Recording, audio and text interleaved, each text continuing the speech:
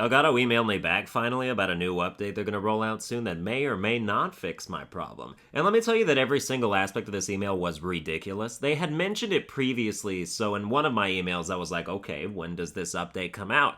And after a few days, the chick replied incredibly ambiguously that it would come out soon, and then she did like a shh thing with a wink face at the end as if I better not spoil their big fucking secret. Who are you keeping this information from? Why don't you want your customer base to know that you're working on improvements to your software? That's like a relative of a terminally ill patient asking her doctor about treatment options, and the doctor's like, well, I've got something lined up, but don't tell your dying sister about it, lol. I didn't sign no confidentiality agreement. I'm over here bleeding, and you won't tell me when the Band-Aids will be available. Not only that, but what's with the coy attitude, like you're trying not to spoil a surprise party for your aunt? Our correspondence has traversed 2 weeks, and I remain 100% unhelped. You couldn't figure my shit out. I'm not in a giggly mood about a software update that is yet to even be presented as a solution. Coming soon. What is soon? A week? A year? A nuclear holocaust? I watched Silence a couple days ago.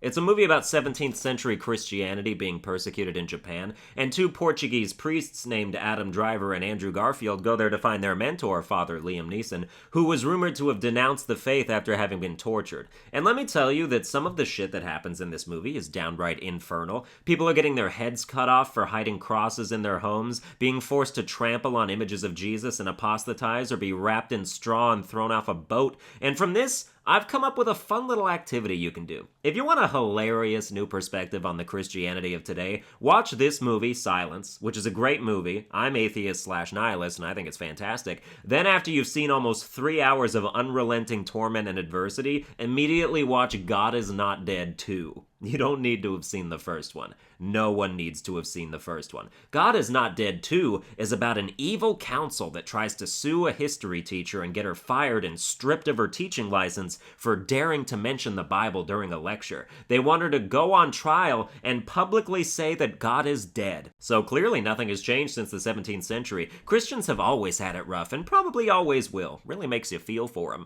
I'm passionate about very few things. You've heard some of them in past streams of consciousness. Like, I've stated a lot of opinions and made jokes about tons of stuff, but I've only been really passionate about a couple topics, like the idea of how college doesn't make you better than people, being against those who belittle Japanese culture, statue phobia, and that we don't all need to check our fucking privilege. Passion requires energy, and laziness requires a lack of energy, so my mind and body are constantly at war, thus affording me only a few outlets to feel things in an elevated way. I'm also very passionate about my nihilism, which means I'm doing it wrong.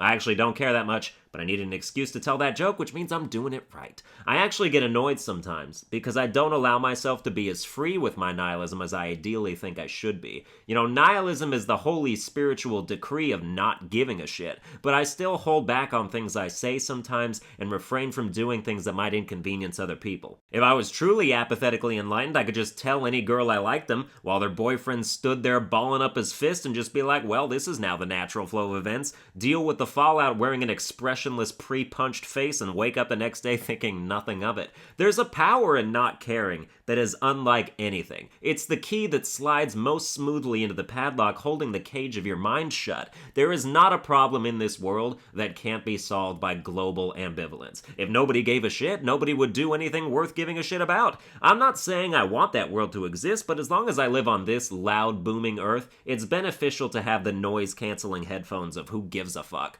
So it's annoying when I know I'm not fully utilizing them. I want caring to be an ability, not a necessity. Like, things I say in these videos sometimes relate to or have negative effects on the people in my life, or they would if any of them ever watched them, which they don't, so we're safe for now. But when they do, they're gonna be mad, or they're gonna be confused or disappointed or weirded out, and I'll feel bad for at least a second because I can't help it. I wish I could not care, because I know it's a useless mechanism in that situation. You have negative feelings about what I said, and you should, but I'm not gonna do anything about it. It's just how it is. I'm not gonna delete certain streams of consciousness. They all have the episode number in the video, would throw everybody off. I don't know where I'm going with this. This might be the first real stream of consciousness I've ever put in a document, which inherently makes it less funny, so I know you're all enjoying that immensely. Anyway, that's going to do it for this episode. I hope you enjoyed it. If you did, you can like, share, and subscribe, and I'll play myself off.